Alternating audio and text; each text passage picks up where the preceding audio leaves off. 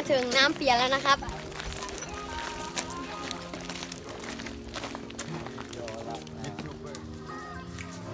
น้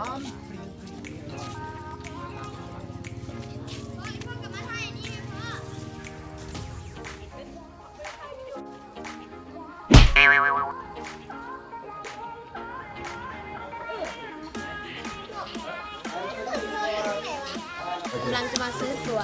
เข้าชมนะครับ12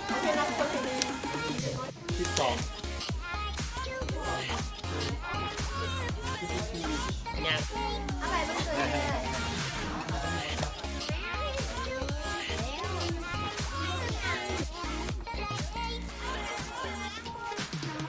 จะมีใกล้นำพาหรือว่าให้ใกล้เจ้าให้อะไรต่อก็ยัง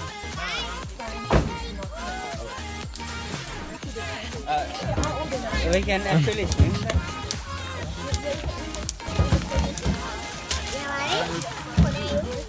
ไป2 ครั้งได้หรอ11 คนได้หรอ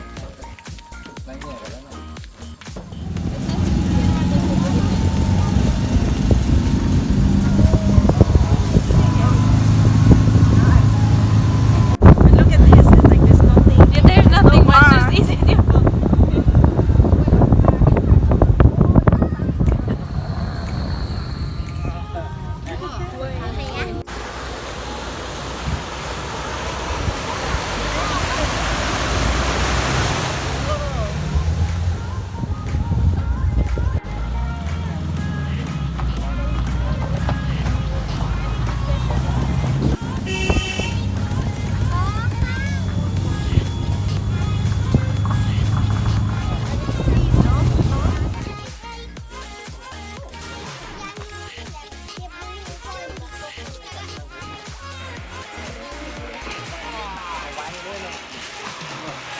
ตกใจเวลาเพ่งเลยโดนเลยมึงเลิกมึงลูก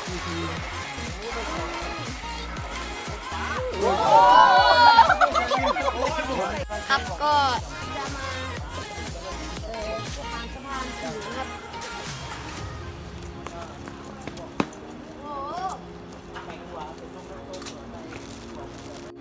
สุดยอด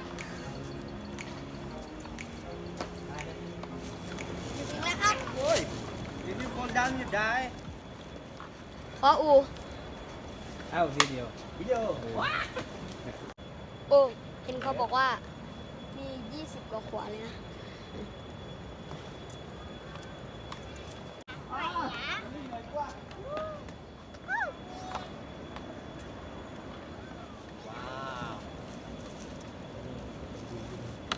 แต่ก่อนลูกลงไปก่อนเด้อ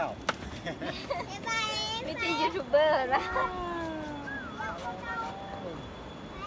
ว้าว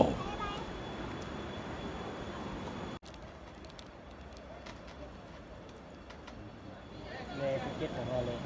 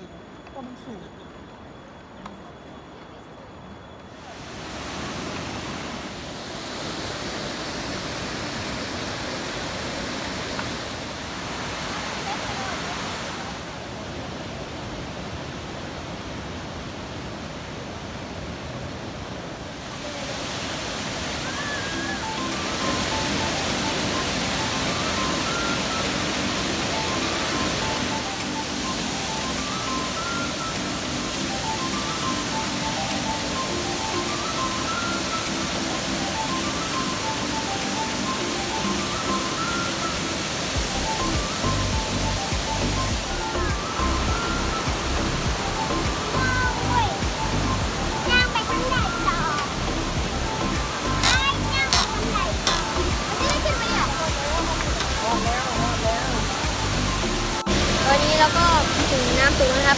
ระยะที่เดินมานะครับพาน้ำสูงครับ1 กิโล